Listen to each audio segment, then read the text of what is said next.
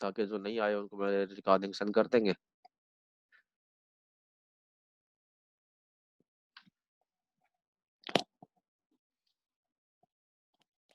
अच्छा, इसके बाद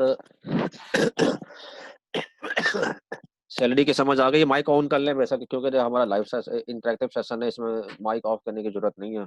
आप दो ही पर्सन है, तो बेशक आप माइक अपने ऑन कर लें साथ साथ, क्योंकि हमने इसको इंटरेक्टिव लेके चलना है। और इस तरह नहीं कि मैं एक्सप्लेन करूँ, आप मुझसे जो जहाँ पे पूछना है आप मुझसे पूछें, और जहाँ मैं आपसे पूछता हूँ मुझे आंसर करें। अली साहब भी माइक ऑन कर लें अपना। तो सैलरी की तो आपको समझ आ गई है। सैलरी का मतलब ये है कि एक एम्प्लॉई होगा और एक एम्प्लॉयर होगा। ठीक हो गया। एम्प्लॉई और एम्प्लॉयर का मतलब आपको अच्छी तरह समझते होंगे। जी सर। ठीक हो गया। उसके बाद एम्प्लॉई वो है जो एक आदमी के पास एम्प्लॉयमेंट कर रहा है। काम कर रहे हैं। हाँ, जॉब कर रहा है, उसके पास 9 to 5 रहा, उसका टाइमिंग फिक्स है, उसके मुताबिक उसने जॉब करनी है। और एम्प्लॉयर वो है जो एक आदमी को अपने पास हायर कर रहा है कि जी वो आए और हम आके मेरे पास जॉब करे। अब देखिए, इसमें एम्प्लॉयमेंट के लिए ना बहुत सारी कंडीशन ऐसी होती हैं जो समझ में नहीं आ रही होती है, लेकिन हम समझने हैं कि जी डेली बेसिस वाले क्या एम्प्लॉई हैं। बहुत सारे सवाल होते हैं। क्या एक आदमी वैसे कॉन्ट्रैक्ट पे आ गया है एक दिन के लिए, एक आदमी को मैंने हायर किया जी कि ठीक है जी आप 2 घंटे के लिए आए और मेरा काम कर दें, क्या वही मेरा एम्प्लॉई है कि नहीं है? क्योंकि जब वो अर्निंग करेगा वो उस पैसों की उस पर टैक्स देना है। टैक्सेशन के लिए फिर उसने, मैंने आपको बताया, 5 है हमारे पास: income from salary, income from property, income from business, capital gain और इनकम फ्रॉम अदर सोर्सेज। इन 5 हैदों के मुख्तलिफ लवाजमात हैं। इन लवाजमात में रहकर हमने वो सारे काम करने हैं। तो इसके लिए ज़रूरी है कि जी कि हमारे पास हमें पता होगा जी कि जो हम इनकम कर रहे हैं वो कौन से हैड में जानी है। बाज़ दफ़ा ऐसा होता है कि जी कि हमारा 50% जो हमारी सैलरी से ज़्यादा है, तो इसका मतलब कि वो हमारी इनकम फ्रॉम सैलरी है। बाकी ये अगर सोर्सेज की इनकम कम है और सैलरी की इनकम 50% से ओवरऑल इंक्रीज कर गई है टोटल इनकम से, तो हम सैलरी के रेट लगाते हैं। सैलरी के रेट कंपेरेटिवली कम होते हैं। जब ऑफिसर आपका टैक्स असेसमेंट करता है, वो देखता है कि जी आपने तो रे इनकम आपने गलत सैलरी में लेके हैं। जब वो वहां से निकाल के इसको अदर इनकम में लेके जाएगा, आपकी बाकी 4 हैड में लेके जाएगा, तो क्या होगा जी कि 50% का रेशो अगर डिस्टर्ब होती है आपकी, तो फिर रेट आपके बिजनेस वाले लग जाएंगे। जब बिजनेस वाले रेट लगेंगे तो फिर वो आपके लिए कल प्रॉब्लम भी होती है। टैक्स भी आपने कम जमा कराया होता है, जिसके लिए वो आपको पेनल्टी भी लगाएगा, फिर उसके बाद टैक्स भी वो मजीद भरवाए आपसे, कहेगा जमा कराएं।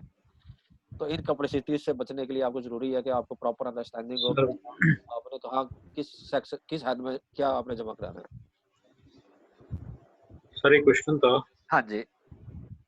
तो थोड़ा सा ना इंग्लिश की समझ नहीं लग रही कि जिस तरह हम टैक्स को वो कर रहे हैं, हम किस तरह उसको वो करेंगे, किस हेड में जाएगा, कैसे उसको एनालाइज करेंगे कि। हाँ, एनालाइज कैसे करेंगे? रे आपको उन्होंने ना बिल्कुल एक चीज को समझाया हुआ लॉ के अंदर, इसमें कोई प्रॉब्लम नहीं है। अब आप हम इनकम फ्रॉम सैलरी देख रहे हैं, तो उसके बाद हमने इनकम फ्रॉम प्रॉपर्टी भी देखा है। तो अरे बड़ा डीपली लॉ में ना इन चीजों को एक्सप्लेन किया हुआ है। अगर आपने पढ़ लिया तो आपके लिए बड़ा आसान हो जाएगा समझना, क्योंकि आज तक जी ये जी। प्रॉब्लम ना जिसने पढ़ा हुआ उसके लिए नहीं आई। ठीक हो गया। ठीक हो गया ना? जिसने आज तक टैक्स के लॉ को प्रॉपर पढ़ लिया है उसके लिए ये प्रॉब्लम नहीं आई कि जी कि उसने उसको गलत हद में डाल दिया हो। अंडरस्टैंडिंग का मसला तो हो सकता है कि जी कि उसने समझने में अंडरस्टैंडिंग की हो, लेकिन अगर किसी ने इसको प्रॉपर अच्छी तरह पढ़ा है और समझा है, फिर उसके लिए क्लियर है कि जी कि आपको ये, अगर उसने इसको प्रॉपर पढ़ लिया है।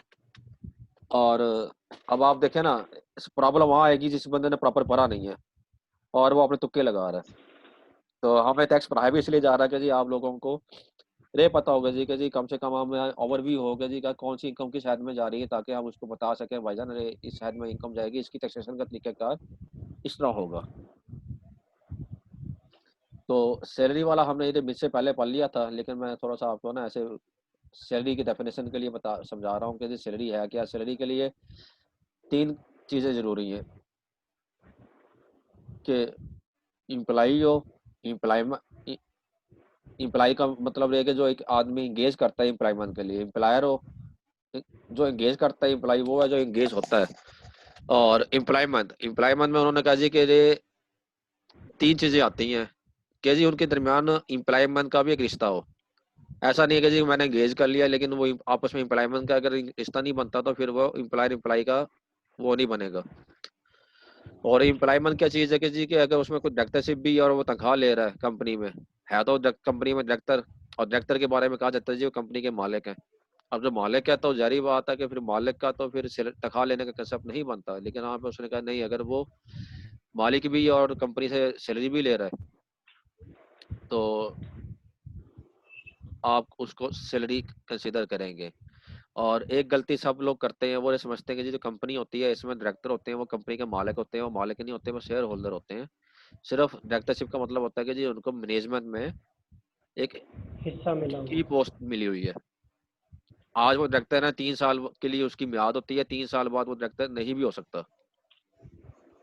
तो ये अहम बात है कि जी कि आप लोगों ने इस चीज को जहन में रखना है कि डायरेक्टर का जो मतलब ये नहीं है कि वो कंपनी का मालिक है। बाद लोग अपने आप को कह रहे होते हैं जी कि जहाँ पे पीवीटी कंपनी आ गई ना, private company, public company, listed company, वहां पर डायरेक्टर जो होगा वो कंपनी का मालिक नहीं होगा, वो शेयर होल्डर होगा। और अगर वो डायरेक्टर उस अपने की पोस्ट के अलावा कोई काम कर रहा है, मतलब एक तो डायरेक्टरशिप का मतलब होता है ओवरव्यू करना कंपनी को, लेकिन वो अगर वो कोई ऐसी जॉब जहाँ पे वो एम्प्लॉय रखते और वो करता जॉब, और लेकिन वो एम्प्लॉय रखने के बजाय वो कहता जी ठीक है जी मैं रोज दफ्तर आता भी हूँ तो मैं ये काम भी कर दिया करूंगा, तो बाकी डायरेक्टर ने कहा ठीक है हम आपको इस काम का भी 1 लाख रुपए महीना दिया करेंगे।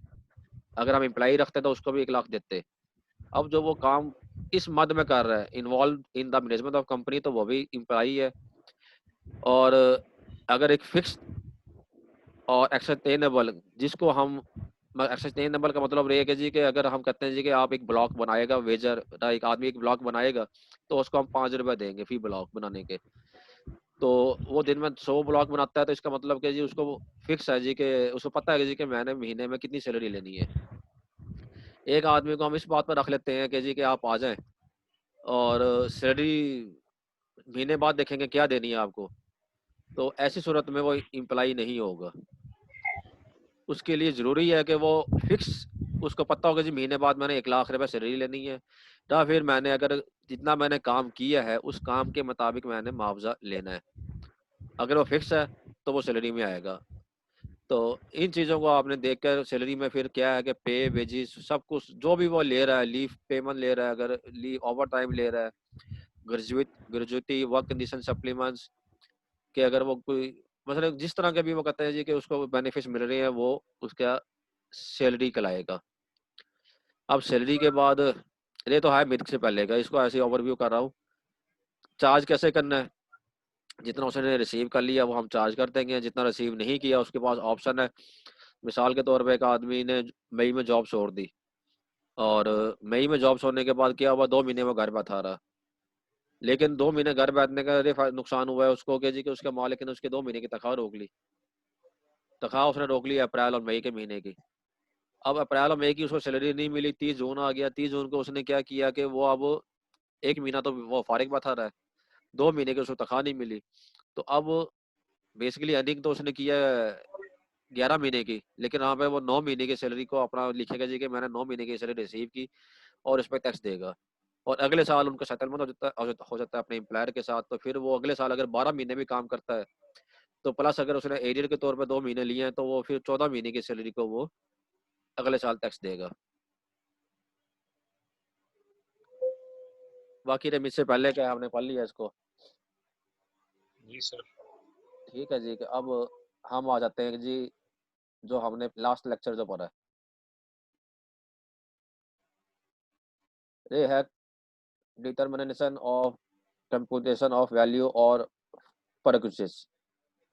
अब होता क्या है कि जी आपके पास ना सबसे पहले एक होता है टाइम स्केल, ये बात बड़ी अहम है। टाइम स्केल का पता है आप लोगों को क्या होता है जी?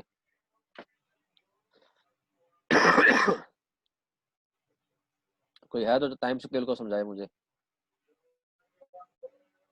टाइम वैल्यू जिसमें आ जाती है। ऐसा नहीं है टाइम वैल्यू नहीं आती। टाइम स्केल का मतलब ये होता है कि जी कि आपको ना सैलरी इस तरह दी जाती है कि आपको कहा जाता है जी कि आपकी सैलरी शुरू होगी 45,000 से। हर साल आपकी जो इंक्रीमेंट लगेगी ना वो लगेगी 5,000 रुपये, और 75 पे जाकर ना फिर आप नेक्स्ट स्केल में चले जाएंगे। इसे बेसिक पे स्केल भी कहते हैं हम। तो बेसिक पे स्केल का मतलब है कि जी कि आपको आज 45,000 में रख लिया गया है, ये आपकी बेसिक पे है। और फिर जो बोनस मिलता है हमेशा वो बेसिक पे मिलता है। अब हुआ ऐसे है कि आपको बेसिक पे तो रख लिया गया है। बेसिक पे रखने के बाद आपको 45,000 की बेसिक पे है। अब आपको वो कहते हैं जी कि हम आपका मकान भी देंगे, आपको गाड़ी भी देंगे, इसके अलावा आपको मेडिकल भी देंगे, आपको इस तरह का ना कोई लोन वगैरह भी अगर आपको चाहिए तो वो भी हम आपको देंगे। अब हुआ ऐसे है कि ये सारी बातें अच्छी वैसे मानी गई हैं। अब जो हमेशा जो अलाउंसेस वगैरह जो बनते हैं ना आपके, बोनस बनते हैं, वो बेसिक पे बनते हैं। अब ये सारे जब इसको हम जो बाकी चीज़ें हैं ना ऊपर की, गाड़ी लेना, मकान लेना, और ये इसको हम इस तरह की कोई और सर्विसेज़ देना एम्प्लॉयर की तरफ से एम्प्लॉयी को, वो प्रीरेक्विज़िट कहलाती हैं। अब आपने माइंड में ये रखना है जी कि उसकी जो बेसिक पे है वो 45,000 है, और प्रीरेक्विज़िट उसको मिल रही हैं 25,000 रुपए के। यही हो गया 70,000 वो पर मंथ ले रहा है। अब जब भी वो आप उससे पूछेंगे कितनी सैलरी ले रहा है तो वो कहेगा 70,000 ले रहे हैं। जब उसको बोनस मिलेगा ना साल के बाद, तो अब वो बोनस जो मिलेगा वो उसको 70,000 बोनस का मतलब आपको है पता, किसी को आइडिया कि बोनस किसे कहते हैं?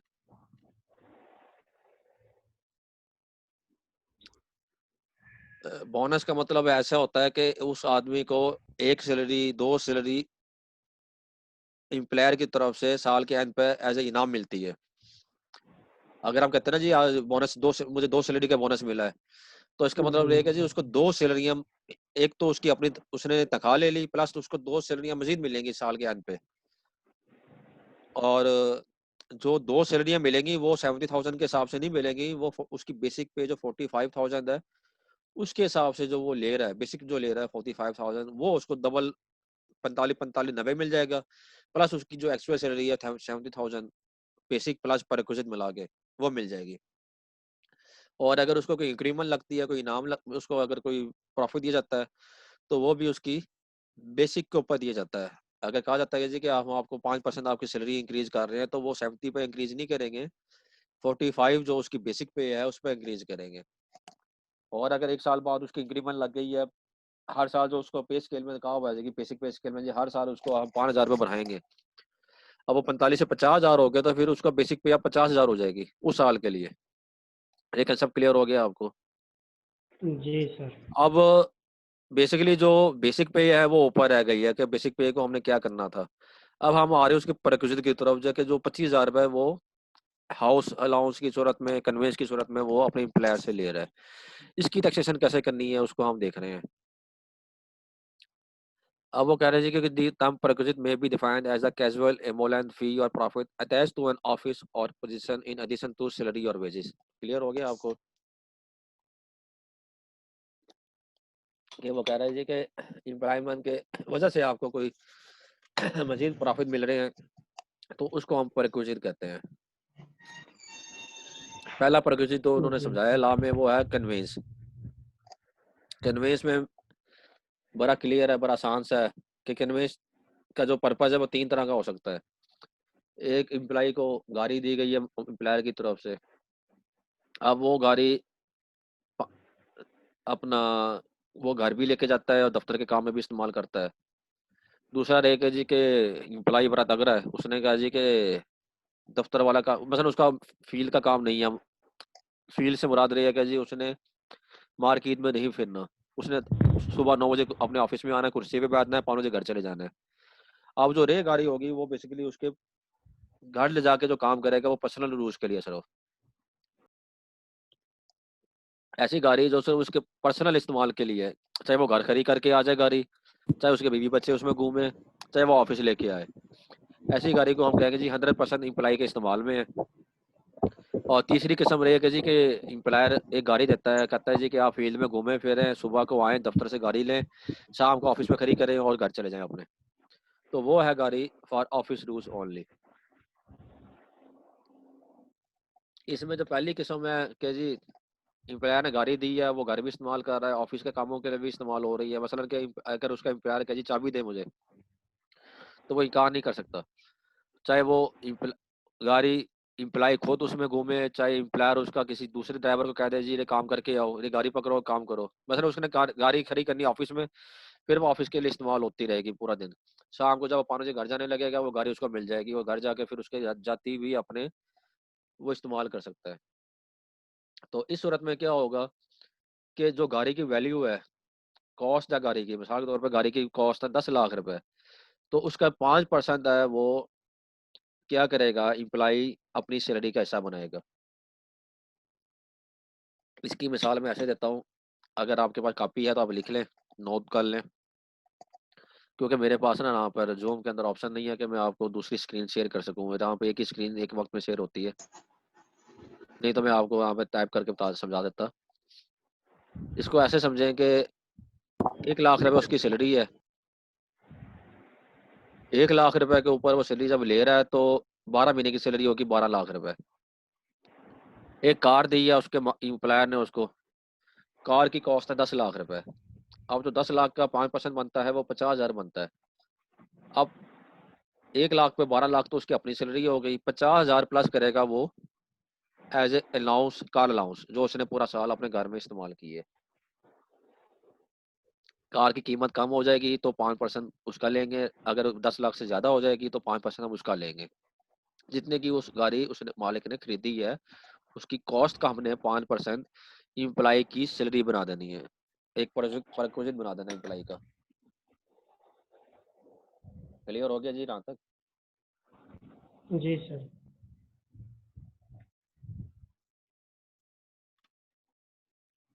उसके बाद हम आते हैं कि फिर आगे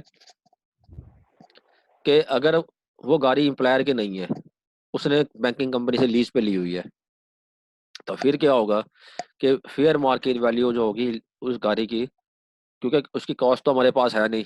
लीजिंग कंपनी ने कहा जी कि 10 लाख वाली गाड़ी है, हम आपको देंगे 15 लाख रुपए की। तो फिर जो फेयर मार्केट वैल्यू होगी जिस वक्त वो गाड़ी दी जा रही है उसको, उस वक्त की जो फिर आज मार्केट रेट जो होगा उसके मुताबिक वो फिर 5% उसका ऐड कर लेगा। आप इधर आ जाए दूसरी सूरत में कि उसको जो गाड़ी दी गई है वो सिर्फ पर्सनल पर्पज के लिए दी हुई है। उसे कहा जी कि आप घर जाएं और घर रखें, चाहे आप दफ्तर इस गाड़ी को लेके आए ना लेके आए, हम आपसे गाड़ी नहीं मांगेंगे। कहीं आपका भेजना भी होगा तो हम किसी और गाड़ी में भेजेंगे आपको। हम आपको इसको क्या कहते हैं कि ये गाड़ी आपसे कभी नहीं डिमांड करेंगे जी कि आप आए और दफ्तर के कामों के लिए हमें प्रोवाइड करें, खुद भी इसमें जाए। ऐसी गाड़ी का क्या होगा कि 10% अगर वो एम्प्लॉयर की अपनी गाड़ी है, कंपनी ने खरीदी हुई है, कंपनी जिसमें वो एम्प्लॉई है, तो 10% उसकी सैलरी का हिस्सा बन जाएगा। जैसे हमने एग्जाम्पल दी, 12 लाख उसकी सालाना सैलरी है, 10 लाख की गाड़ी थी, 10 लाख प्लस 1 लाख हो गया 10%, तो 13 लाख रुपए उसकी हम सैलरी इसको बना देंगे और 13 लाख पे टैक्स देंगे। 12 लाख उसने एक्चुअल रिसीव की है, 1 लाख उसको जो बेनिफिट दिया जा रहा है उसकी कॉस्ट हम प्लस कर रहे हैं एम्प्लाई को, कि अगर वो गाड़ी ना मिलती तो वो गाड़ी एम्प्लाई ने अपनी भी तो खरीदनी थी, किराए मतलब किराए पे लेता और अपनी खरीदता, तो उसको जो ये चीजें बच रही हैं वो 12 लाख मतलब 10 लाख रुपए उसका खर्च नहीं हुआ एम्प्लाई का, तो वो बैंक में भी रखेगा तो 10% उसको इंटरेस्ट मिलेगा। इंटरेस्ट मिलेगा तो उस पर टैक्स भी देगा। सर हाँ जी। सर मेरा ये क्वेश्चन है कि जब उसकी वो पर्सनल यूज की होगी कार, तो उसका जो एक्सपेंस होगा फ्यूल का या जो भी होते हैं व्हाटएवर, तो वो बंदा खुद बेयर करेगा अपने एक्सपेंस, या वो जो कंपनी उसको गाड़ी देगी वो करेगी? इसमें होता है टर्म्स एंड कंडीशन पे।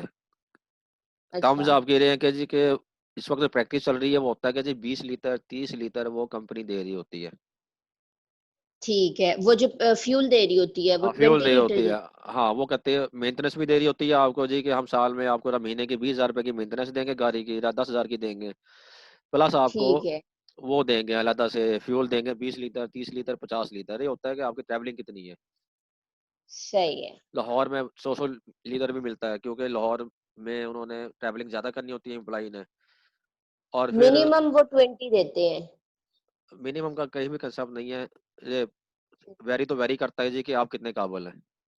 सही है, सही है, आप इतने ठीक है। काबिल हैं कि जी आपको 3 कारें भी मिलेंगी और उनका फुल फ्यूल भी मिलेगा और प्लस आपको उनकी मेंटेनेंस भी फ्री मिलेगी और 2 ड्राइवर भी साथ मिलेंगे। ये आपकी काबिलियत पे, एम्प्लॉयी की काबिलियत पर है कि जी एम्प्लॉयी कितना सही है, काबिल किस है। पोस्ट पे जाकर इतनी गाड़ियां और इस तरह का प्रोटोकॉल मिलता है? आप कितने काबिल हैं जी, बस। आप उनके लिए क्या कर रहे हैं, आपकी आपकी की पोजीशन क्या है, आपने उनको बेनिफिट क्या दिया है। बेसिकली ये जो सही। कंपनी का जो आप बेनिफिट देंगे ना, उस पर आपको हम्म। इतना प्रोटोकॉल मिलता है। आप ठीक मतलब है, आप ठीक है। कितने भी जी सर, ठीक हो गया। आप में जो प्रैक्टिकली ये है, थ्योरेटिकल बात जो मैंने की है, जी जी। प्रैक्टिकली जो हो रहा है, प्रैक्टिकली ये है कि जी आपने उनको कमा के कितना दिया है। ठीक है। ठीक हो गया जी। अगर तो देखें, आप पीएचडी भी हैं, गोल्ड मेडलिस्ट भी हैं, लेकिन कंपनी के लिए एक उसका प्रॉफिट में आपका कोई हिस्सा नहीं है, तो कुछ भी नहीं मिलेगा आपको। लेकिन अगर आप ठीक। कंपनी एक मार्केटिंग मैनेजर है, मार्केटिंग वाले रही तो मौज करते हैं कि जी कि कोई बिजनेस ला के देते हैं, वो उनको पता है जी कि अगर हमने इसको निकाला तो मेरा ये 5 बिलियन का कारोबार ले जाएगा, क्योंकि कंपनियां इसके साथ अटैच है जहां से ये बिजनेस लेके आता है। तो फिर उनके नखरे भी उठाते हैं एम्प्लॉयर वगैरह। अकाउंट्स वालों के सही है। अकाउंट्स वालों के मोस्टली कोई नखरा नहीं उठाता। अरे जो एम्प्लॉयज मार्केटिंग वाले होते हैं, उनके लिए है इस तरह जी। की कि उनके साथ बिजनेस भी अटैच होता है। जी सर। अच्छा जी। उसके बाद अगर तो वो सिर्फ ऑफिस पर्पज के लिए, मैंने कैसे बताया आपको कि वो सुबह आता है, गाड़ी वहां से लेता है, सुबह पूरा दिन वो उसमें घूमता है, शाम को आके खड़ी करके फिर अपने रिक्शे पे या पैदल या बाइक पे चला जाता है अपने घर, फिर अपनी गाड़ी पे चला जाता है। तो ऐसी गाड़ी का कोई भी एडिशन नहीं होगी। एडिशन से मुराद कि उसकी 12 लाख सैलरी है तो 12 लाख की सैलरी होगी और उसमें कोई कोई चीज प्लस नहीं होगी और 12 लाख पे टैक्स देगा। अब ये जो आपने सवाल किया था कि जी provision of a motor vehicle and its running and maintenance are two different purposes. ठीक हो गया जी। And deal with under different rules. अब जो उसकी रनिंग एंड मेंटेनेंस है, वो एक अलग चीज है ऊपर वाले से, उसमें आपने प्लस नहीं करनी। आपने गाड़ी की कॉस्ट जो है उस पर फार्मूला अप्लाई करके अलग जमा करना है।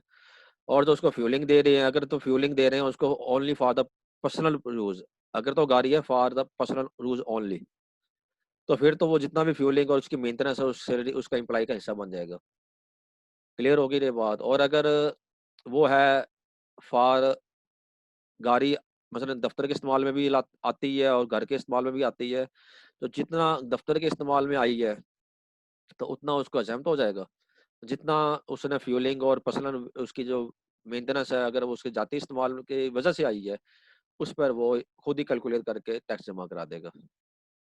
टैक्स से मुराद है कि वो उतना सैलरी का हिस्सा बनाएगा फिर उस पर टैक्स देगा। अब आ जाते हैं हम अकोमोडेशन पे। किसी का कोई क्वेश्चन हो तो साथ साथ करते जाए।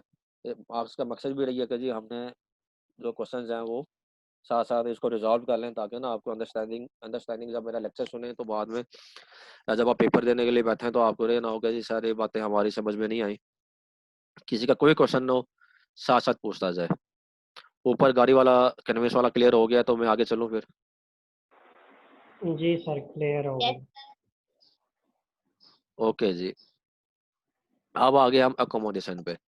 अकोमोडेशन का मतलब ये है कि जी कि इसमें आपका जो एम्प्लॉयर है वो एम्प्लॉय को जब आता रखने मैंने एक एचआर वालों को कहता है ठीक है जी हमने एक एम्प्लॉय रखना है तो आप इनको रखें।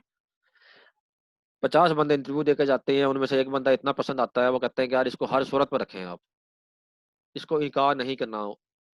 इसे पूछेंगे किस मसलन के, उसे कहते हैं ये जो भी डिमांड करता है इसकी डिमांड पूरी करें और इसको रख लें आप। अब ऐसी सूरत में क्या होता है कि जी कि वो कहता है जी मुझे एक रिहायश भी चाहिए। अब जो रिहायश चाहिए हो उसमें भी कंडीशन है कि जी कि वो लाहौर में, अगर मुल्तान की ही बात करते हैं, अगर मुल्तान में आप जाते हैं किसी कंपनी में और वो आपको कहते हैं जी ये बताएं आप क्या डिमांड, आपकी क्या डिमांड है। आप आप कहते हैं जी मेरी 2 लाख रुपए सैलरी होनी चाहिए महीने की, प्लस मुझे कन्वेंस दें आप, एक जीएलआई नहीं निकलवा के, प्लस मुझे आप दें एक मकान दें जिसमें मैं रिहायश रखूं।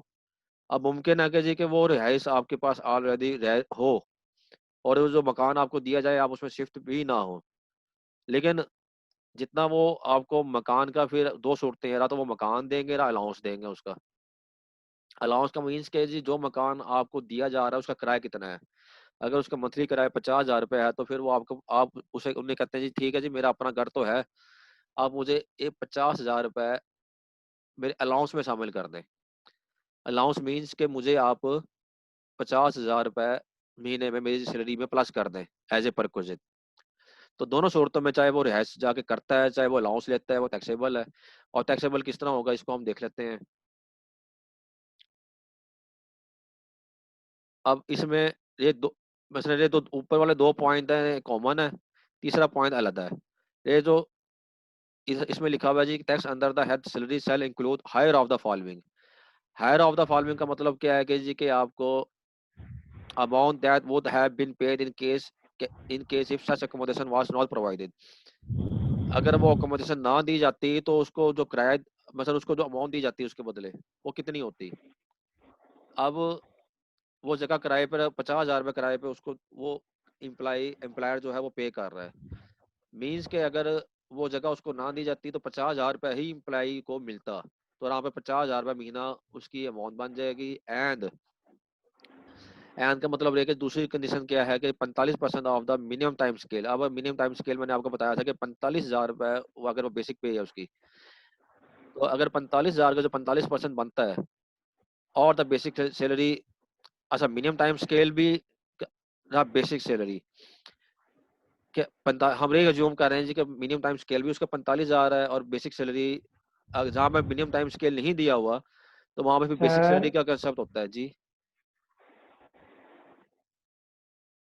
जी पूछें जी।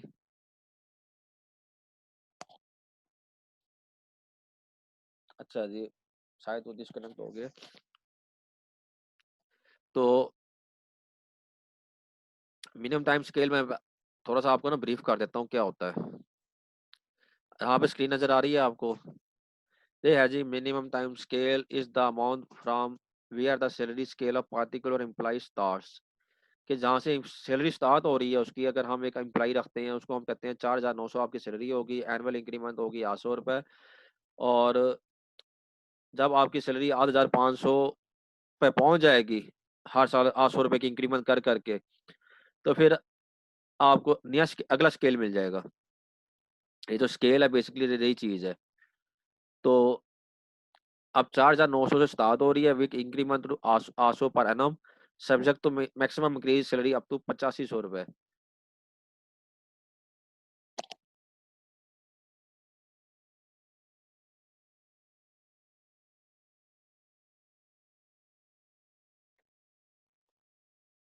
ठीक है जी। अब आप तो ये मिनिमम टाइम स्केल का मकसद ये है। अच्छा जहाँ पे मिनिमम टाइम स्केल नहीं दिया होता, मिसाल के तौर पे एक आदमी 800 रुपये फिक्स नहीं करता कि जी कि हर साल हमने 800 बढ़ाना है और ये 8,500 तक जाएगी, वहां पे फिर बेसिक सैलरी का कंसेप्ट आता है। बेसिक सैलरी का मतलब ये है कि जी हम कहते हैं कि ये जो सरकारी इदारे होते हैं उनमें ये कंसेप्ट है। आपकी जो गवर्नमेंट के इदारे हैं वहाँ पे स्केल चलता है, लेकिन जो प्राइवेट जॉब्स हैं वहाँ पे सिर्फ बेसिक सैलरी चलती है, वहाँ पे ये वाला कंसेप्ट नहीं चलता। अरे आप अंडरस्टैंड कर लें। तो वो कहता है कि जी कि आपका जो बेसिक सैलरी है और एमटीएस है, इन दोनों का 45% जो होगा या फिर जो एक्चुअल उसको दिया जा रहा है वो जो भी हायर है उसका आप उसको ये आप देंगे। और उधर से warehouse rent allowance is admissible. और अगर आप उसको हाउस एक्चुअल उसको अकोमोडेशन नहीं दे रहे, सिर्फ एक आप उसको हाउस रेंट दे रहे हैं, आप कहते हैं जी ठीक है जी हम आपको 50,000 रुपये महीना हाउस रेंट देंगे, मकान आप लें चाहे ना लें, आप अपने जाती मकान में रहें चाहे आप किसी हॉस्टल में रहें, चाहे आप किसी कंपनी के एम्प्लॉई के साथ उसके घर में रह लें फ्री में, लेकिन हम आपको 50,000 रुपये महीना देंगे। तो इस सूरत में क्या होगा, उसको एक्चुअल कोई अकोमोडेशन नहीं दी गई लेकिन उसको अलाउंस दिया जा रहा है। तो house rent allowance is admissible at the rate of 30%। तो उसको 30% जो है उसकी बेसिक सैलरी का उतना एडमिसिबल होगा, बाकी उसका सैलरी का हिस्सा बन जाएगा। अगर उसकी 1 लाख रुपए बेसिक सैलरी है तो 1 लाख का 30% तक उसको अजमत है इम्प्लाई को, और 30,000 से ऊपर अगर वो अलाउंस ले रहा है तो फिर वो ऊपर वाला जो अलाउंस होगा वो सैलरी का हिस्सा बनेगा। मिसाल के तौर पर 1 लाख रुपए सैलरी है प्लस उसको हाउस रेंट मिल रहा है 50,000 रुपये महीने का, वो ले रहा है 1.5 लाख रुपए। तो उस सूरत में क्या होगा कि जी के 1 लाख सैलरी हो गई और 30,000 रुपये उसको अलाउ हो गया as a admissible expense, plus उसको 20,000 में जो ऊपर वाला 50,000 में से वो उसका सैलरी का हिस्सा बन जाएगा, और उसकी जो हर महीने जो सैलरी होगी, टैक्सेबल सैलरी होगी, वो 1,20,000 रुपये होगी। इसको आगे हम एग्जाम्पल में देख लेते हैं। एक एम्प्लॉई है जिसकी मिनिमम टाइम स्केल के मुताबिक सैलरी है 2,50,000 रुपए, 25,000 एनुअल इंक्रीमेंट है, 4.5 लाख तक उसका उसने जाना है ऊपर। और बेसिक सैलरी भी उसने दी हुई है, उसकी 1,40,000 है, और उसका जो बोनस दिया जा रहा है वो 1 lakh per annum, 10 lakh per annum दिया जा रहा है। अब वो कहता है जी कि free accommodation whose rental value is 10 lakh, उसको एक हमने रैश दी हुई है जिसकी सालाना किराया जिसका दिया जा रहा है वो 10 लाख है। तो कहता है डिटरमाइन का टैक्सेबल इनकम। अब उसमें डिटर्मिनेशन कैसे करनी है, रहा तो हमने टाइम स्केल का 45% लेना है। टाइम स्केल का 45% क्या लिया हमने, वो बनता है आपका 12 महीने पे आपने इसको बेसिक जो आपका मिनिमम टाइम स्केल है वो 2.5 लाख रुपए, इसका आपने लिया 12%, इसका 45% लिया, और रुपीज 10 लाख रुपए विच एवरेज हायर, 10 लाख रुपए उसका एक्चुअल रेंट बनता है। इन दोनों में से जो भी हायर है वो आपने उसको टैक्सेबल कर देना है। बेसिक सैलरी ढाई उसकी बन गई 1,40,000 रुपए के हिसाब से 16,80,000 रुपए, बोनस उसका 10 लाख रुपए आ गया, और जो एडिशन हम करेंगे वो उसकी 13,50,000 रुपए करेंगे, क्योंकि जो उसका 45% बनता है बेसिक सैलरी का वो अब हुआ इधर किसी को कंफ्यूजन हो रही होगी कि ये जो 2.5 लाख रुपए है तो उसकी सैलरी है कि 2.5 लाख से शुरू होनी थी, तो वो 1,40,000 रुपए कैसे ले रहा है। ये एक मेन, मैंने अपनी जो आपको लेक्चर भेजा था उसमें भी ये मैंने समझाया था, दोबारा समझा देता हूँ कि जॉब है वो 2.5 लाख रुपए की,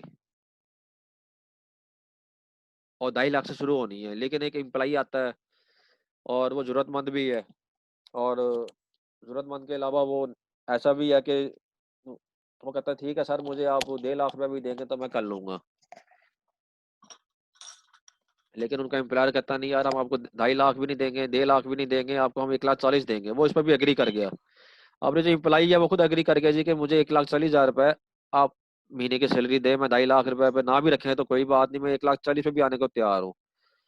जो बेसिकली पोस्ट है वो 2.5 लाख रुपए की है, लेकिन इम्प्लाई ने ज्वाइन कर लिया 1,40,000 रुपए पे। हो सकता है कि वो नॉन टेक्निकल हो, हो सकता है कि वो उसका एक्सपीरियंस इतना ना हो।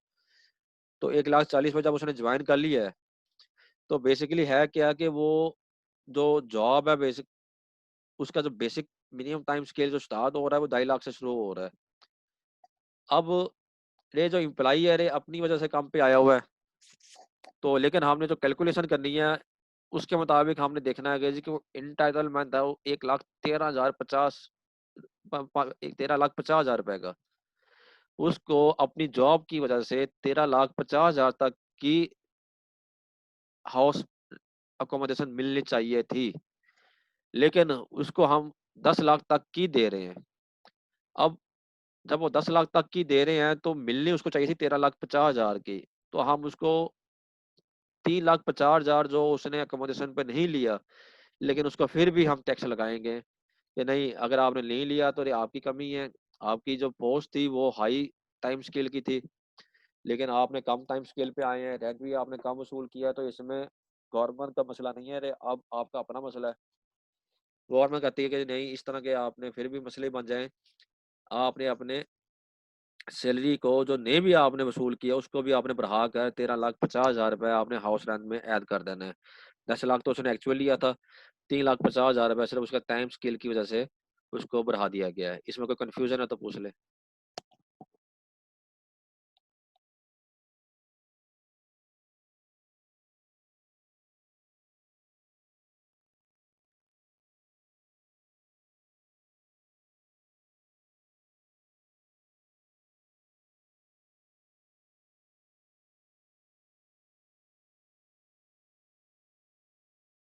जी किसी की कंफ्यूजन है?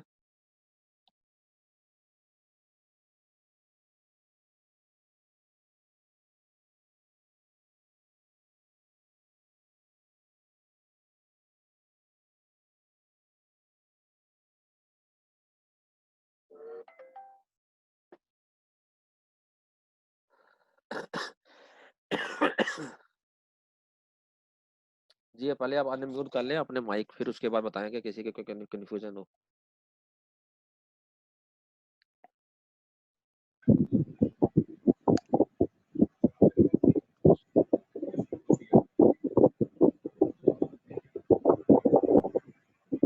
हाँ जी अली साहब।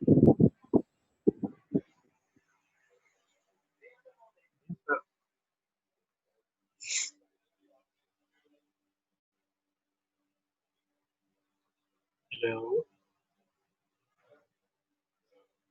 हाँ जी जी अली सर साहब। बोल।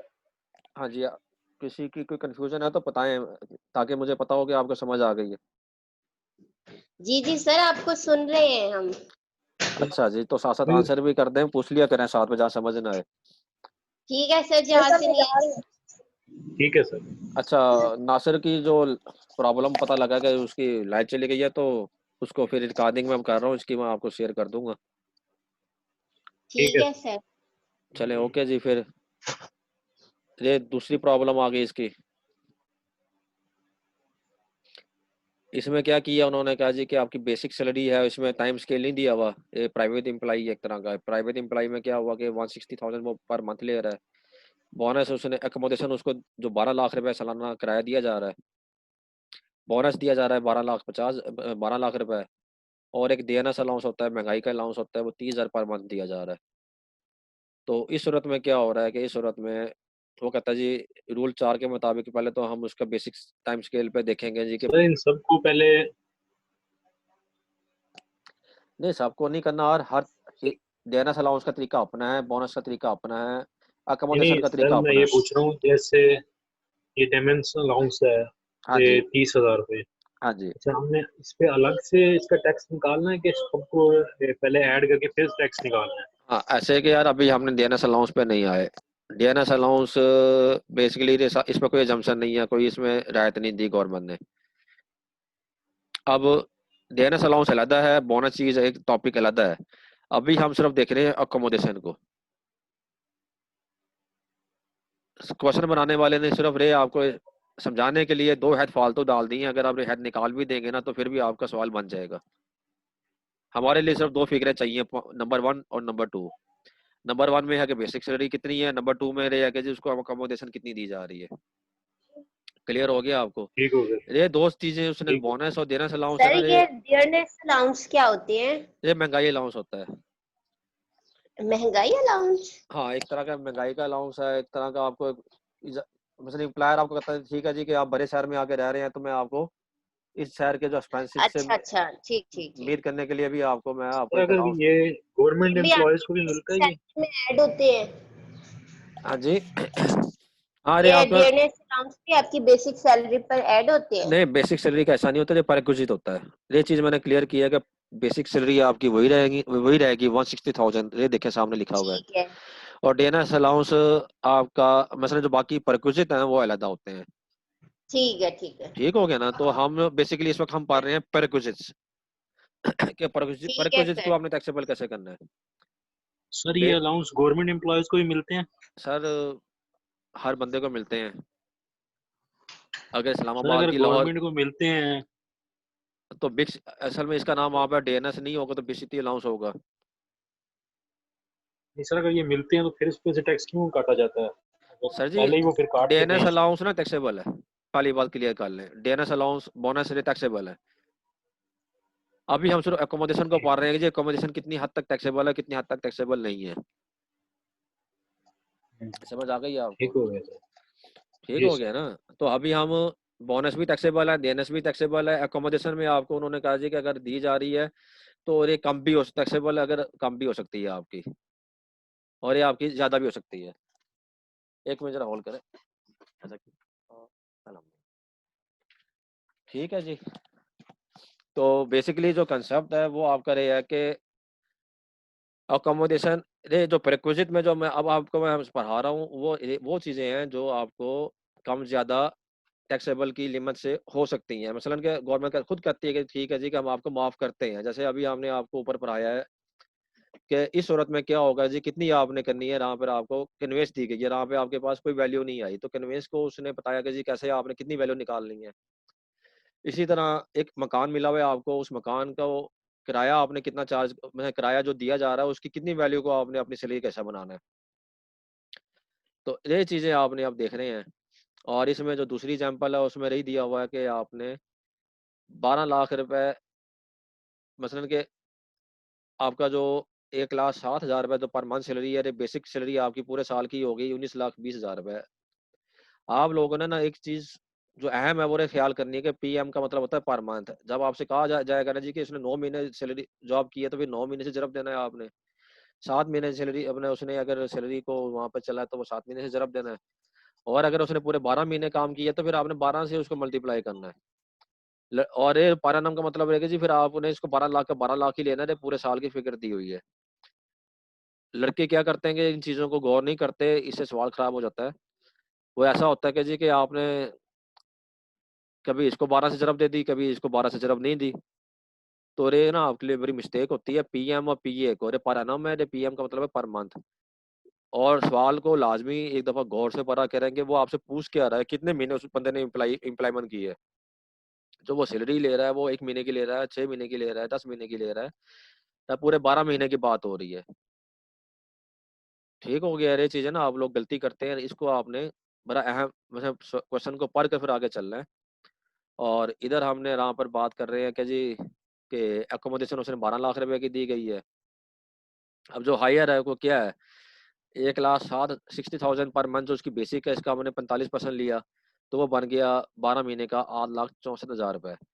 लेकिन वो ले रहा है 12 लाख रुपए जो उसको एकोमोडेशन मिल रही है 12 लाख की मिल रही है, तो फिर हम 12 लाख ही जमा कर देंगे। यहाँ पर वो एकोमोडेशन की एंटाइटलमेंट उसके पास 13,50,000 की थी, लेकिन वो ले कम रहा है तो फिर हम 13,50,000 उसको बढ़ा देंगे। ठीक हो गया।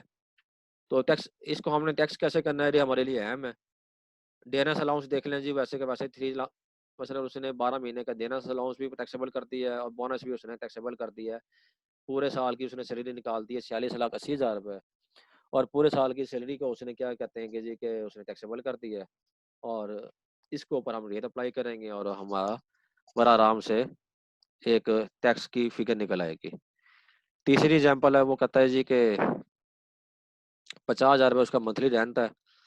ऑन 1 जुलाई 2020 उसने कहा जी कि 1 जुलाई को उसके एम्प्लॉयर ने 25,000 रुपये पर मंथ उसको रेंट देने का and converted it into an accommodation. तो उसने ये सैलरी नहीं है बल्कि एक 50,000 रुपये के किराए के ऊपर वो एम्प्लॉय खुद रह रहा है।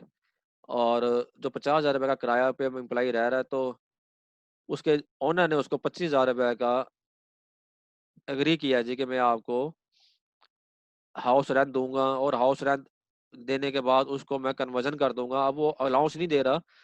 देखिए यहाँ पे दो चीजें अलग अलग आ गई हैं, एक था अलाउंस, एक था हमारे पास हाउस रेंट। अकोमोडेशन का हमने पहले फाइनल किया था कि उसका हमने 30% जो है वो टैक्सेबल करना है, बाकी को हमने नहीं सॉरी 30% तक हमने अजम करना है, बाकी को हमने टैक्सेबल कर देना है। अब अगर एक एम्प्लाई जो 50,000 रुपये महीने की राइस पे रह रहा है, अगर उसको एम्प्लाई उसको हाउस रेंट अलाउंस देगा तो फिर ये कंडीशन अप्लाई हो जाएगी, ये वाली 30% वाली। ये बड़ा अहम पॉइंट है।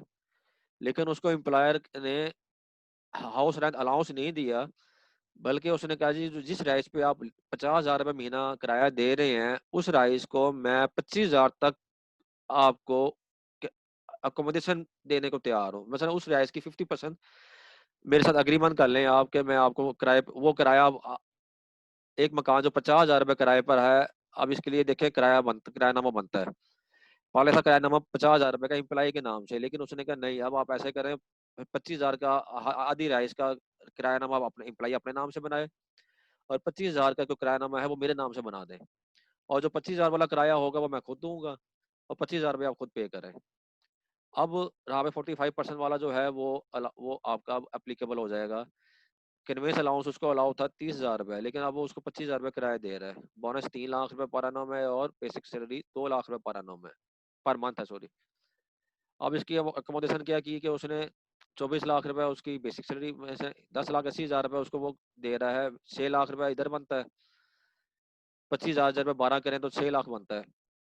और उसकी जो बेसिक पे है उस पर अगर हम लें तो वो बनता है 10,80,000 रुपये। तो बेसिकली उसकी जो अपनी बेसिक पे थी उसके ऊपर उसका 45% ज़्यादा बनता है। तो हम 10,80,000 को टैक्सेबल वैल्यू ऑफ एकोमोडेशन कर देंगे, जो उसको मिलनी चाहिए थी लेकिन वो नहीं ले रहा, तो उसमें हमारा फॉल्ट नहीं है। एफबीआर कहता है कि जी वो अब जो हायर वैल्यू है उस पर टैक्स, मतलब उसकी सैलरी का हिस्सा बन जाएगा। बोनस 3 लाख रुपए आ गया, कन्वेंस अलाउंस 3,07,000 रुपये आ गया, और इस तरह उसकी सैलरी इनकम 41,40,000 आ गई। मैंने आपको एक अलग से किताब दी हुई है क्वेश्चन बैंक, उसमें इसके क्वेश्चंस दिए हुए हैं, तो आप उसमें से क्वेश्चंस करें, अगर ना समझ आए तो फिर पूछें, जहाँ तक क्लियर है तो फिर आगे चलें। जी सर, क्लियर। ठीक है सर जी। मुझे ये हम बताइए, ये कोशिश जो करेंगे। question है, आप हमें इसको उस फॉर्म में भी तो भेजें, वो क्या होती है स्लाइड्स की फॉर्म में? अच्छा, स्लाइस की सूरत में ना देखें, ये चीजें समझ नहीं आने वाली रे है ला। स्लाइस उनके लिए, अच्छा, मेरी आप बात को समझें, स्लाइस वहां चलती हैं जहां पर आप लोग इसको पढ़ के बैठे रट्टा हो। मारेंगे। नहीं नहीं, रट्टा नहीं मारना, स्लाइड को रट्टा नहीं लगता। स्लाइड का मकसद ये नहीं होता कि रट्टा मारे ना, स्लाइड आप पेपर में लिख दें। स्लाइड का सही मकसद है, बेसिकली ये होता है जी कि आपको ओवरव्यू दिया जा रहा है, बाकी आप चैप्टर जाकर खुद पढ़ लें। ठीक है। ठीक है ना। मैं चलो भी, ठीक है सर। मैं मैस भी पढ़ा रहा हूँ, मेरे कॉर्पोरेट लॉ भी पढ़ाया, मतलब इस तरह के सब्जेक्ट्स हैं। स्लाइड्स का बेसिकली पर्पज ये होता है कि हमने आपको ओवरव्यू दे दिया है, डिटेल्स बच्चों, गाइडेंस देनी होती है। हाँ हाँ, ओवरव्यू, चैप्टर का ओवरव्यू दे दिया है। अब आप इसको बुक से जाकर पढ़ लें। अब ठीक है। ये है बेसिकली कंसेप्चुअल। यहाँ पर आपको ऊपर नीचे भी ये कंसेप्ट आपका खराब होता है, सवाल में कुछ पूछा जाता है, आप आंसर किसी दूसरे पॉइंट से दे देते हैं, तो 100% आपका सवाल गलत हो जाएगा। वो जो टॉपिक होते हैं जैसे थ्योरेटिकल टॉपिक होते हैं, उसमें होता है स्लाइड। स्लाइड में से अगर आपने 5 स्लाइड के भी लिख दी और कुछ 4 लाइनें अपनी तरफ से भी लिख दी, तो आप कहते हैं जी मैंने 4 सफ़े लिख दिए, और 4 सफ़ों के ऊपर टीचर भी पढ़ने वाला कहता है ठीक है यार बच्चे ने पॉइंट्स तो स्लाइड के लिख दिए और साथ उसने थोड़ा थोड़ा उसको एलोबरेट भी कर दिया है, तो नंबर इसके बनते हैं। लेकिन इधर ऐसा नहीं है। इधर आपने अपनी तरफ से अगर एक लफ्ज भी लिख दिया है ना, जो आपने गलत एलोबरेट कर दिया उसको, तो ये पूरे का पूरा जो सही भी लिखा हुआ है ना आपका, वो भी माइनस में चला जाएगा। सर ये तो ज्यादती वाली बात है कि नहीं नहीं, हमने तो पूरा का पूरा फॉर्मेट ठीक लिखा हुआ हो, एक एक भाई डिजिट की सर गलती आ जाती है, जीरो डीजर वगैरह की तो। डीजर की गलती की बात नहीं कर रहा, कंसेप्ट की बात कर रहा हूँ मैं। अच्छा अच्छा, सही, वो सही है। न्यूमेरिकल गलतियां होती हैं, न्यूमेरिकल का आपके स्टेप्स के नंबर होते हैं। लेकिन अगर आपने, आपसे पूछा जा रहा है जी कि आपको हाउस अलाउंस दिया जा रहा है, और हाउस ठीक है, अलाउंस में आपको 30% करना था आपने, लेकिन वहाँ पे आपने एमटीएस का 45% कर दिया है, तो आपका पूरा सवाल गलत हो गया। तो सही है। इस तरह की चीजें है ना, यहाँ पे है टेक्निकल। इसमें स्लाइस देखें, अब इस टिल 30 की स्लाइड भी इतनी बननी है, अगर यही चीज मैं आपको जी, स्लाइड स्लाइड में दूंगा तो वो भी ऐसे ही होगा।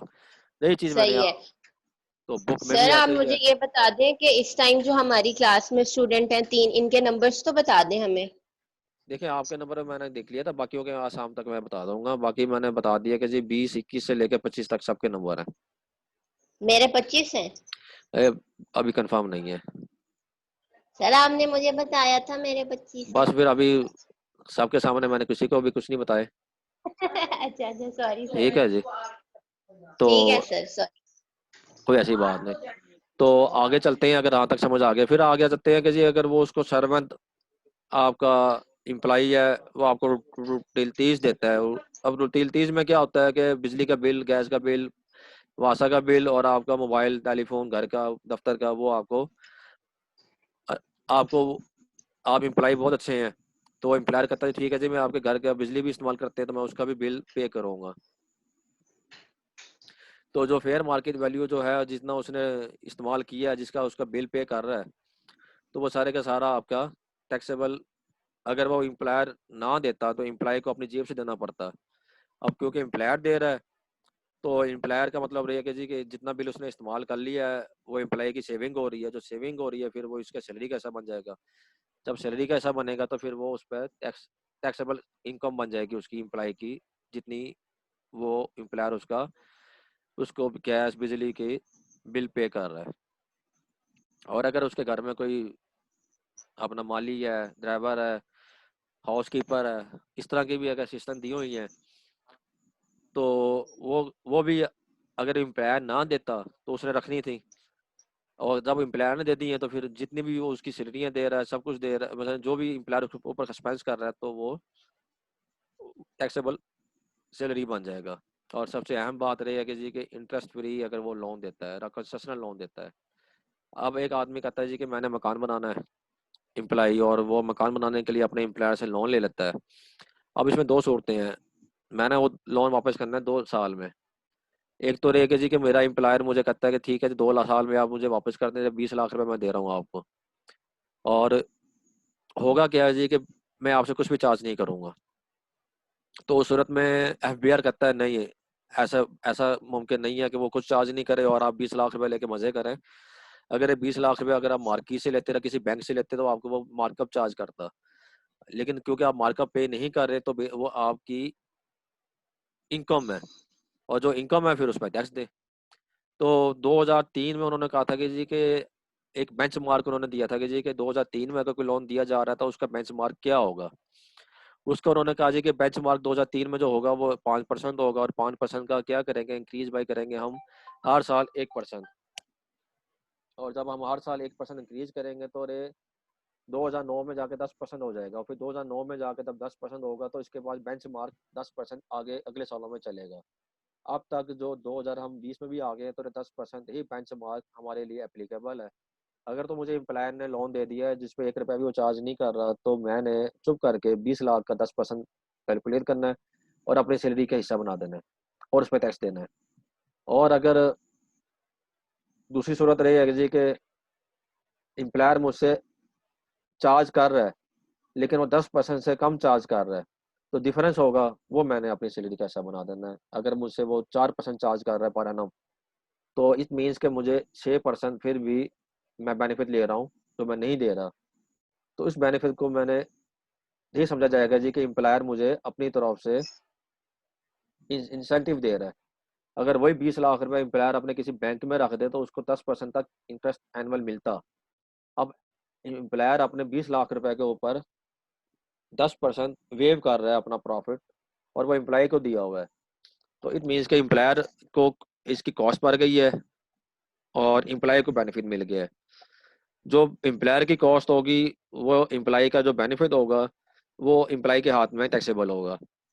अब 4% तक अगर वो चार्ज कर रहा है, 3% चार्ज कर रहा है, तो 10% से हम माइनस करेंगे जितना वो चार्ज कर रहा है। अगर वो 9% चार्ज कर रहा है तो 1% हम उसको इसका सैलरी का हिस्सा बना देंगे।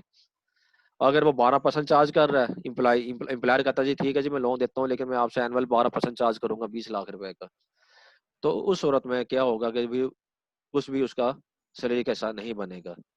और अहम बात रहेगी जी कि ये जो प्रोविजन है 10 लाख से नीचे, 10 लाख तक और उसके नीचे के लोन पे अप्लाई नहीं होगी। इसमें अगर कोई चीज समझने वाली तो समझ लें, फिर आगे चलते हैं। सर जी हमारी क्लास कितनी देर की रहती है? रहती नहीं है, जब तक आप कहेंगे मैं बता दूंगा, उसके बाद खत्म कर दूंगा। ये ऑप्शनल क्लास है। अच्छा अगर सर, वो मोबाइल ऑफ होने वाला है बिल्कुल, अगर मैं डिस्कनेक्ट हो गई तो वो बंद हो जाएगा। कोई बात नहीं, मैं आपको रिकॉर्डिंग दे दूंगा। अगर अली और हम अपना महनूर मानूर है, अगर महनूर अरे कंटिन्यू करते हैं तो मैं आपको रिकॉर्डिंग भेज दूंगा। अगर वो कहते हैं नहीं आज आप 2 घंटे बाद दोबारा आ जाएं, मैं आज फ्री हूँ, तो 2 घंटे बाद दोबारा हम कंटिन्यू कर लेंगे। सर लीव में ये दोबारा नहीं कहेंगे। और अगर आप लोगों ने स्पेसिफिकली कुछ पूछना है, मुझे क्लास ने कहा था सर ओवरव्यू दे दें। अगर आप कहते हैं सर हमने आपके लेक्चर सुन लिए और मुझे आप सिर्फ इस जगह से बात समझा दें, मुझे समझ नहीं आई, तो मैं वो समझा के क्लोज करता हूँ। मसलन है कि आपके ऊपर डिपेंड करता है जी। आप लोगों ने कहा कि जी हमें ना वो एक इंटरेक्टिव क्लास चाहिए। सर आप हमें ना रिकॉर्डिंग भेज के ना, और हमें जो ओवरव्यू होगा रिकॉर्डिंग वो रिकॉर्डिंग तो मैंने भेजी हुई है आपको पहले। ये ठीक तो है। आपकी अंडरस्टैंडिंग, आप बताएं जी आपने कहाँ से समझना है। ये तो बेसिकली आपके लिए कि आपने रिकॉर्डिंग सुन ली है, मैं जो प्रिज्यूम कर रहा हूँ। अब आप बताएं जी ठीक आपने है, कहाँ से समझना है। ये तो चीजें मैंने सारी ऐसे समझाई हुई है रिकॉर्डिंग के अंदर भी। सही है। अब अगर आपका कोई सर क्वेश्चन ओके है है सर किसी जी। टॉपिक पे तो वो मुझे बता दें। अगर ओवरव्यू ऐसे चाहिए आपको, मैं ओवरव्यू पूरा कर देता हूँ। सर आपको जैसे इजी लगे। नहीं मुझे नहीं, मैंने तो आपके लिए क्लास लगाई है आज। देखें मेरी तो आज ड्यूटी में नहीं है, मेरा तो काम था कि लेक्चर मैंने आपको डिलीवर कर दिया, उसके बाद मैं फ्री हूँ। जी सर। हाँ जी। बताओ महनूर। मैं कह रही हूँ हमने रिकॉर्डिंग नहीं सुनी है ना एक्चुअली, अगर हम रिकॉर्डिंग सुनेंगे तो हमें समझ तो आ जाएगी उसमें भी। हाँ तो और रिकॉर्डिंग तो अगर मैंने सर नहीं भी आएगी तो फिर हम दोबारा आपको पूछ लेंगे आपसे। हाँ देखे बस फिर कभी पूछ लेंगे। रिकॉर्डिंग तो मैंने आपको भेजी हुई है, पहले वो तो सुन लेना फिर आप। तो ठीक है चलो सर। उसके ठीक है सर। तो उसके बाद अगर आप लोगों को कुछ समझ नहीं आती तो आप बताएं, बाकी किसी का कोई ठीक क्वेश्चन है हो। सर, हम पूछ लेंगे। ठीक है कोई है सर। ही नहीं है एक्चुअली सर, बात तो यही है सर ना। अगर कुछ समझ नहीं तो हम ग्रुप में मैसेज कर देंगे आपको। हाँ अभी इसमें से जो आपको मैंने कल प्रॉपर्टी वाला दिया था उसका मैं ओवरव्यू दे देता हूँ, वो अहम है। बाकी तो ये चीजें तो आपको लेक्चर में से भी समझ आ जाएंगे अगर आप सुनेंगे। ठीक है ठीक सर। है सर। और वैसे भी खत्म हो जाएगा यहाँ पे। आखिरी ये है कि जी कि जहाँ पर आपको ऐसा कोई प्रक्विजिट जिसका इससे में लॉ में ऊपर नहीं दिया गया, अगर ऐसा कोई प्रक्विजिट भी आपको एम्प्लॉयर देता है तो उसकी फेयर मार्केट वैल्यू ले लेनी है लेस। अगर उस प्रक्विजिट पर एम्प्लॉय की कोई कॉस्ट हुई तो वो लेस कर देंगे, और बाकी जो होगा वो टैक्सेबल हो जाएगा। ये आखिरी पॉइंट है सैलरी का।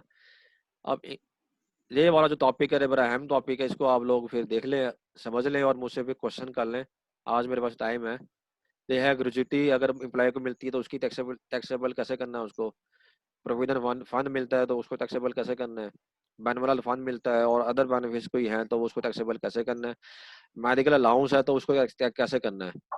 इसमें सबसे अहम चीज़ ये है कि जो मेडिकल अलाउंस है वो आपको 10% तक बेसिक सैलरी, चाहे वो आप एम्प्लॉय का यूटिलाइज हो चाहे ना हो, वो जमता है। अगर बेसिक सैलरी का 10% बनता है 50,000 रुपये, और उसको मेडिकल अलाउंस भी 50,000 ही बनता है मिलता है, तो वो सारे का सारा एग्जाम है, उस पर उसने कोई टैक्स नहीं देना। लेकिन अगर उसको मेडिकल अलाउंस 60,000 मिलता है बेसिक सैलरी का, फिर उसको 10,000 रुपये जो 50% 10% से ऊपर होगा वो उसने सैलरी का हिस्सा बनाना है, टैक्स देना है। और अहम बात रहेगी जी कि जो एक्चुअल उसको अगर कोई कॉस्ट ऐसे ही मिल जाती है, जो अस्पताल में दाखिल होता है एम्प्लॉई और वहाँ पे 2 लाख का बिल बन गया है, तो वो सारे का सारा जमता है। लेकिन उसके लिए कंडीशन है कि अस्पताल का उसने एनटीएन वगैरह और बिल प्रोवाइड करना है। बाकी ये आप देख लेना, इसमें कोई अगर सवाल समझना है तो मुझसे पूछ लें। और आज का कल जो लास्ट टॉपिक मैंने पढ़ाया है वो है आपको इनकम फ्रॉम प्रॉपर्टी। इसमें 2 बातें हैं सिर्फ। इनकम फ्रॉम प्रॉपर्टी ठीक में है। क्या क्या चीज़ है। एक तो रहेगा जी कि ऐसी इनकम जो आप किसी जगह को किराए पे देते हैं और उसके बाद किराए की पे देने की वजह से आपको उस पर इनकम होती है, उसको हम इनकम फ्रॉम प्रॉपर्टी कहते हैं। और इनकम फ्रॉम प्रॉपर्टी में क्या चीज़ है, इसमें एक कल हम बोलते हैं ऐसा अनएडजस्टेबल रेंट, इसको नॉन एडजस्टेबल अमाउंट रेंट बोलते हैं। तो तो बेसिकली जो रेंट हो गया आपके पास वो तो आपका सारा का सारा टैक्सेबल हो गया। और इस साल तक ना 2020 तक ये है एक सेपरेट ब्लॉक में आएगा। अरे नॉर्मल इनकम नहीं बनेगी आपकी, इस पर एक रेट दिए हुए हैं, उसके मुताबिक आप टैक्स कैलकुलेट करेंगे और टैक्स आप चार्ज कर देंगे।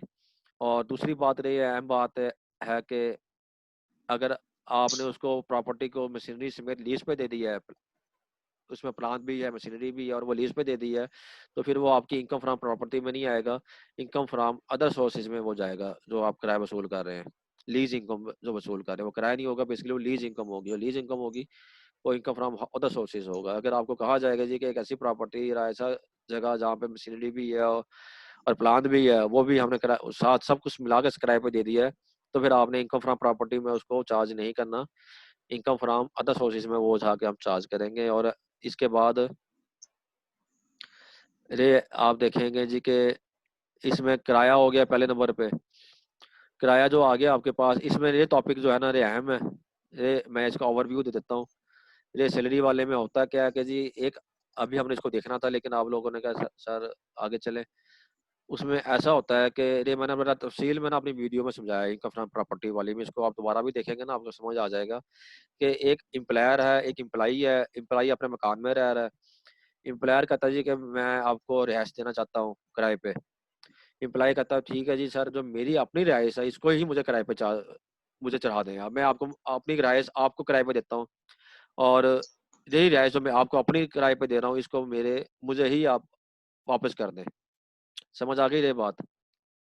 ये बड़ी ना एक घुमाने वाली बात है, इसको ट्रिकी इस तरह का हम कहेंगे जी कि मेरी अपनी रिहाइश है, मैं एम्प्लॉई हूँ और मैं अपनी रिहाइश ही अपने एम्प्लॉयर को किराए पे देता हूँ, और फिर वो जो एम्प्लॉयर है मुझे वो वापस मुझे वो रिहाइश रहने के लिए देता है कि ठीक है जी आप ये मेरी तरफ से आप रह समझे। इस सूरत में क्या होगा, इस सूरत में हम किराया अगर वो मालिक को कम भी चार्ज कर रहा है तो उसकी मसलन उस वो जगह चलनी चाहिए थी 30,000 रुपये महीने पे, लेकिन 30,000 की जगह एम्प्लॉई ने अपने एम्प्लॉयर को वो 20,000 रुपये महीने में जगह दे दी है। तो उस सूरत में क्या होगा, अरे आप लेक्चर में समझ लेना, देख लेना, अरे मैंने बड़ा तफसील से समझाया इनकम फ्रॉम प्रॉपर्टी में, एक न्यूमेरिकल एग्जांपल भी दी हुई है मैंने, तो आप इसको देख लें, अगर इसमें प्रॉब्लम आए तो फिर मुझे आप दोबारा पूछ लेना। और फिर उसके बाद दूसरा टॉपिक रहेगा हमारे पास इनकम फ्रॉम प्रॉपर्टी में non adjustable amounts. Non adjustable amount को हम कहते हैं पगड़ी भी बोलते हैं उर्दू में, अगर इसके ऊपर कोई कंफ्यूजन हो तो पूछ लें।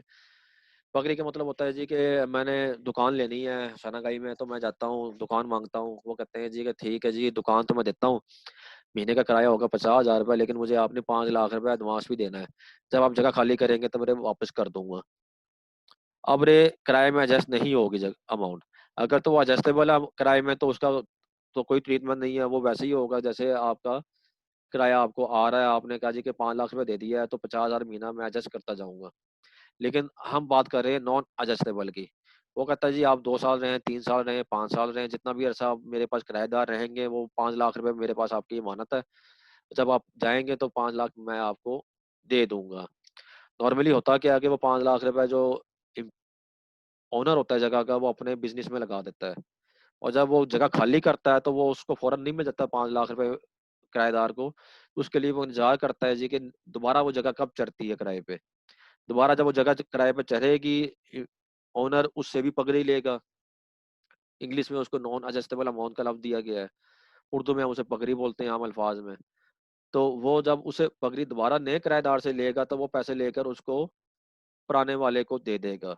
इसका मतलब ये है कि जी कि वो जगह 5 लाख रुपए उसको ओनर को सिर्फ जगह का ही मुफ्त में 5 लाख रुपए उसके एक मिला हुआ है जिसको वो इस्तेमाल कर रहा है।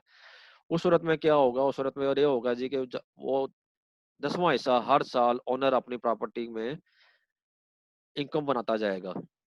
10वां हिस्सा का मतलब है कि 10% ये समझा जाएगा जी कि वो 5 लाख रुपए का बेनिफिट ले रहा है, और जो 5 लाख का बेनिफिट ले रहा है चाहे 5 साल बाद या 4 साल बाद वापस भी कर देगा, लेकिन जितना अर्सा उसने उसका बेनिफिट लिया है उतना अर्सा वो 10%, 10वां हिस्सा जो है अपनी इनकम अपनी प्रॉपर्टी इनकम में ऐड करता जाएगा। और जिस साल वो अगर वो वापस करता है उस साल हम ये समझेंगे जी कि चाहे वो साल के पहले दिन वापस करे चाहे वो आखिरी दिन वापस करे, उस साल हम उसमें उस साल कुछ एडिशन नहीं करेंगे।